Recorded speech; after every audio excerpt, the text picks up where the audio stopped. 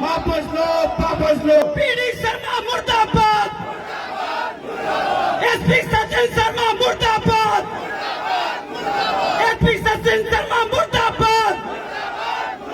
साथियों, बुंदेलखंड की धरती छतरपुर में आज ओबीसी महासभा के इस आंदोलन में आप देख रहे होंगे हजारों की भीड़ इसलिए इकट्ठी हुई है क्योंकि यहाँ जो सचिन शर्मा है ये इतना ज्यादा जातिवादी है कि हमारे कृष्ण कुमार पटेल, नरेंद्र पटेल और पीड़ित महिला देवी सिंह पे केस करवाने का जो काम किया गया है, षड्यंत्र किया गया है, ये सचिन शर्मा और पीड़ित शर्मा का हाथ इसमें है। साथी बताइए है कि नहीं है?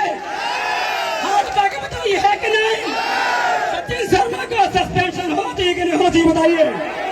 पीड़ित शर्मा की घर वापसी होना चाहिए कि नहीं होना चाहिए बताइए? तो साथियों, हमें तय करना होगा कि हमारे दुश्मन कौन है, हमारा दोस्त कौन है।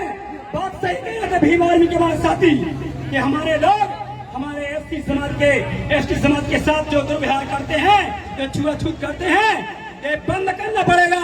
और हम कह रहे हैं कि ओबीसी महासभा का हर क्रांतिकारी साथी जहां भी अगर एससी एसटी के साथ गलत व्यवहार होगा, हमारे लोगों के साथ कुछ भी होगा, हम एक साथ एक थाली में खाने को तैयार हैं।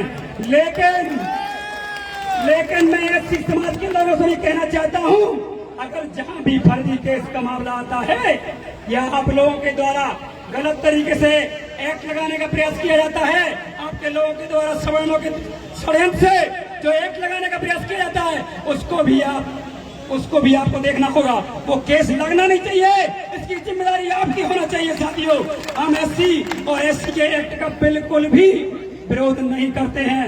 ऐसा एक्ट ओबीसी का भी होना चाहिए क्योंकि साथियों, ये सवर्ण जो है विधायिका, कार्यपालिका, न्यायपालिका में बैठे हैं, इन्होंने शासन सत्ता पे कब्जा किया है और संविधान की जगह जो प्रीतम सिंह जी कहते हैं कि दो संविधान चला रहे, एक मनुस्मृति और एक हमारे बाबा साहब भीमराव अम्बेडकर का संविधान। लेकिन साथियों, हमें देखना होगा इस देश के अंदर हम 65% की संख्या होने के बाद भी हमारी जनगणना नहीं करा रहे। बताइए क्या गलत है? एक बाप की संपत्ति में अगर जितने भी बच्चे हों उसको बराबर हिस्सा मिलता कि नहीं मिलता? बताइए, मिलता कि नहीं? अगर मान लो किसी के पिताजी एक्सीडेंट में खत्म हो जाते हैं एग्जाम्पल के तौर पे, तो बताइए संविधान के अनुसार क्या होगा? अगर उसके 5 बच्चे हैं तो क्या बंटवारा होगा? बताइए आप। सबको बराबर मिलेगा कि नहीं मिलेगा? इस भारत देश में ओबीसी समाज की 65% की संख्या होने के बाद भी ये मनुवादी आरएसएस ये हमारे ओबीसी वर्ग के खिलाफ काम कर रहा है।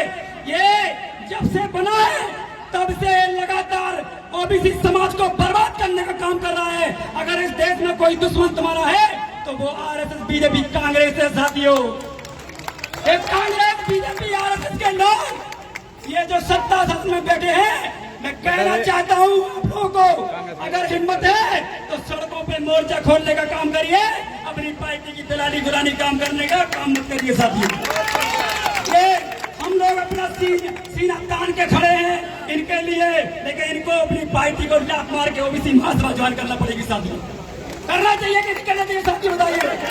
लेकिन इन लोगों को डर लगता है कि मेरी टिकट न कट जाए, मेरा सम्मान कम न हो जाए। लेकिन मैं कहना चाहता हूँ, दूसरा प्रीतम सिंह कब कौन बनने वाला है, जल्दी तैयार हो जाए। साथियों,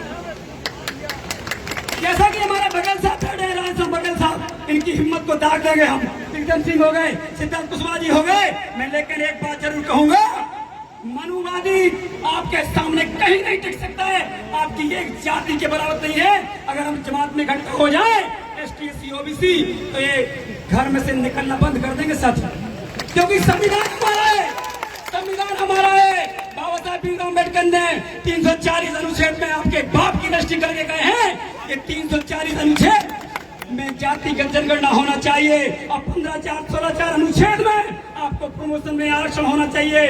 लेकिन मनुवादी, ब्राह्मणवादी सोच के लोग जिस प्रकार से कुंडी मान के न्यायालय में बैठे हैं, इन्होंने इतनी, मैं कह रहा हूँ, ब्राह्मण जो होते हैं गलत न सोचे, मैं खुद बोलता हूँ, मैं कहता हूँ अगर वाकई मानवतावादी है तो ये ब्राह्मण लोगों ने क्यों न्यायालय में जाके आपके खिलाफ याचिका लगाई? वो बहन जो रो रही है यहाँ पे कि इसमें 70% आरक्षण लागू नहीं हुआ है। अगर कोई माइकल लाल ब्राह्मण है तो जाके बोले कि 70% आरक्षण जो एच लगाई है ब्राह्मणों ने, उसको हटाने का काम करे, तब मान के आप हैं। हमें बातों में का काम करते हैं कि आप बोलते हो अरुण मिश्रा बलात्कारी है, और आप अगर कोई एससी ओबीसी का अगर बलात्कार करता आवाज नहीं उठाते, अरे तुम्हारी औकात नहीं है, पहले तुम तो उठा के दिखाओ। हम तो सड़क पे आंदोलन लगातार कर रहे हैं साथ, हमें चैलेंज कर रहे हैं, हम तुम्हें चैलेंज करते हैं। आरक्षण पे जो स्टे लगवाया है ब्राह्मण बनियों ने, पहले उसको हटा के दिखाएं। अगर असली बाप के औलाद हो, नहीं तो हम लोग